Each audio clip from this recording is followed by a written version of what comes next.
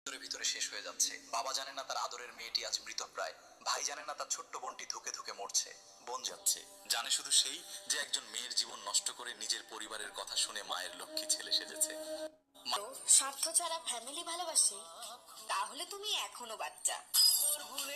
তুমি আমাকে একটা কথা বলো তো। কি কথা বলো? স্বামী আর স্ত্রীর মধ্যে পার্থক্য কি? এটা একদম সোজা। আচ্ছা, স্ত্রী হচ্ছে এমন একজন যে কিনা তার স্বামী ছাড়া দুনিয়ার কাউকে বিশ্বাস করে না। আর স্বামী হচ্ছে এমন একজন যে কিনা তার স্ত্রী ছাড়া দুনিয়ার সবাইকে বিশ্বাস করে।